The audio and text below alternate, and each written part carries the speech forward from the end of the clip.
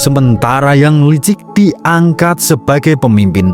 Dan ada 7 peristiwa besar yang akan terjadi menurut nubuat besar Islam dan ramalan Prabu Jayabaya di tahun 2026. Sebelum kita Assalamualaikum warahmatullahi wabarakatuh. Salam waras-waras wae. Dalam jangka Jayabaya disebutkan, nalika wong cilik wis ora bisa mbedakake bener lan salah, nalika pinter kalah karo watak licik, iku tondo kala bendu wis teko. Ini sejalan dengan hadis Nabi Muhammad yang menyebut bahwa di akhir zaman kebenaran dan kebatilan akan bercampur hingga manusia sulit membedakannya. Hari ini kita hidup di zaman informasi berlimpah, tapi kebijaksanaan langka. Ilmu ada di mana-mana, tapi hati kosong. Inilah yang oleh orang Jawa disebut pinter keblinger, cerdas tapi tersesat.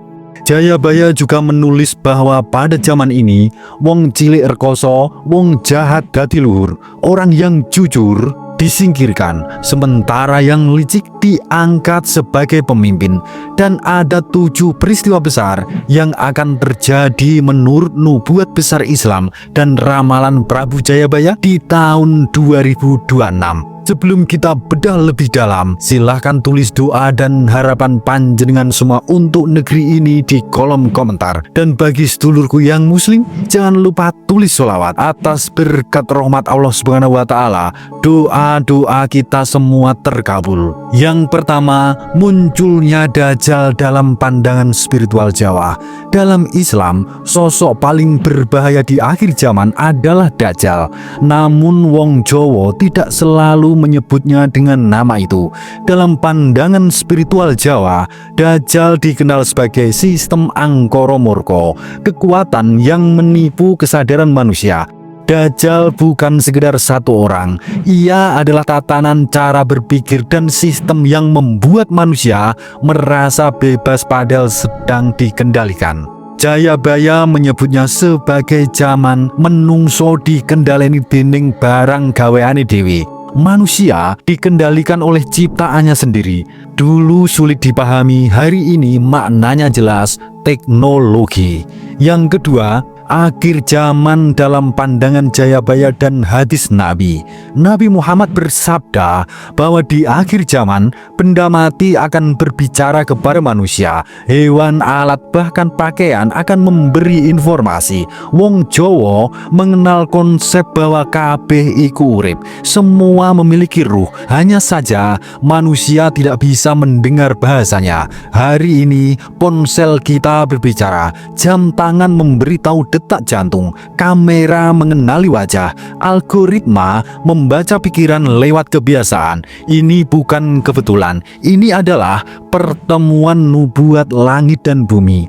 Jayabaya menulis bahwa pada zaman Kolobendu dan leluhur Jawa juga sudah memprediksi. Wesi bisa mikir, kayu bisa ngomong. Banyak orang dulu menertawakan kalimat ini. Sekarang kita semua menjadi saksi besi yang bernama mesin berpikir. Yang ketiga, kemunculan alien dan tipu daya akhir zaman. Dalam kepercayaan Jawa kuno, alam tidak hanya satu. Ada alam kasar, alam halus, dan alam antoro. Islam menyebutnya makhluk alam halus iku sebagai jin. Ibnu Arabi menjelaskan bahwa jin dapat berubah bentuk, memanipulasi persepsi, dan bekerja dalam sistem Dajjal. Mereka bisa muncul sebagai apapun yang diyakini manusia. Hari ini, manusia modern percaya pada alien, cahaya di langit, objek yang tidak dikenal, makhluk berkulit abu-abu, semuanya bisa menjadi wujud tipu daya. Jayabaya menyebut masa itu makhluk saka langit katon mudhun nanging dudu utusane Gusti, bukan malaikat, bukan wahyu, melainkan ujian. Yang keempat, munculnya bencana gempa, air dan tanah yang berubah. Nabi bersabda bahwa gempa akan semakin sering. Jayabaya juga menulis tentang bumi goyang tanpa sebab dan gunung ora mantep ing panggonane. Wong Jawa memahami bahwa gempa bukan hanya peristiwa alam, tapi tanda keseimbangan kosmis terganggu. Ketika manusia serakah, alam bereaksi. Hadis juga menyebutkan tanah Arab akan kembali hijau. Jayabaya menyebut tanah garing dadi subur. Air menjadi isu besar. Sungai Eufrat yang mengering. Ini sejalan dengan ramalan Jawa tentang rebutan banyu dan rebutan urip. Air bukan sekedar sumber kehidupan, tapi alat ujian keserakahan manusia. Yang kelima, munculnya pandemi dan penyakit dalam ramalan Jayabaya.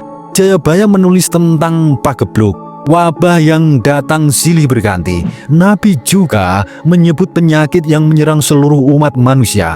Pandemi modern bukan sekedar penyakit fisik, ia juga penyakit ketakutan. Manusia mudah dikendalikan ketika takut. Inilah strategi Dajjal, melemahkan tubuh lalu pikiran. Wong Jawa menyebutnya sirep bebarengan. Manusia tertidur dalam ketakutan kolektif. Yang keenam, perang besar akhir zaman, zaman tanpa pedang. Jayabaya menyebut perang terbesar di akhir zaman bukan perang senjata, tapi perang batin. Nabi bersabda bahwa fitnah terbesar adalah fitnah Dajjal karena ia menyerang iman bukan tubuh. Hari ini perang itu bernama perang informasi, perang algoritma dan perang kesadaran. Manusia merasa memiliki dengan bebas, padahal pilihannya sudah diarahkan. Wong Jawa menyebut ini kekanjingan rasa, perasaan yang dikunci tanpa disadari. Imam Ghazali berkata, di budaya paling sempurna adalah membuat manusia merasa merdeka. Yang ketujuh, munculnya Ratu Adil, sebuah harapan setelah munculnya kegelapan. Namun Jayabaya tidak berhenti pada kehancuran. Setelah Kolobendu, datang zaman Kolosubo, zaman terang, zaman adil. Jayabaya menyebut sosok Ratu Adil bukan sekedar raja, tapi kesadaran kolektif. Dalam Islam, ini selaras dengan turunnya Nabi Isa alaihissalam setelah Dajjal. Ratu Adil bukan penyelamat instan. Ia hadir setelah manusia diserang oleh ujian. Yang bertahan adalah mereka yang eling dan waspada. Dan bagaimana cara selamat menurut spiritual Jawa dan Islam? Wong Jawa mengajarkan 3 kunci. Yang pertama eling, sadar siapa diri kita dan siapa Gusti.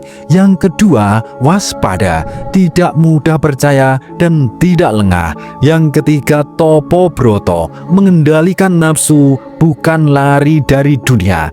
Islam mengajarkan hal yang sama, zikir, sholat dan berpikir kritis serta menjaga hati. Hati yang bersih dan pikiran yang jernih tidak mudah dimanipulasi.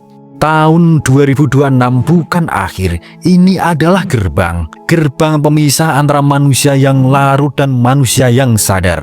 Jayabaya, Nabi Muhammad, dan para leluhur Jawa tidak menakut-nakuti. Mereka mengingatkan, zaman boleh edan, nanging ojo podo melu edan. Tetap waras, tetap eling, tetap nyawiji marang Gusti. Suradira Jayaningrat lebur dening pangastuti. Wassalamualaikum warahmatullahi wabarakatuh.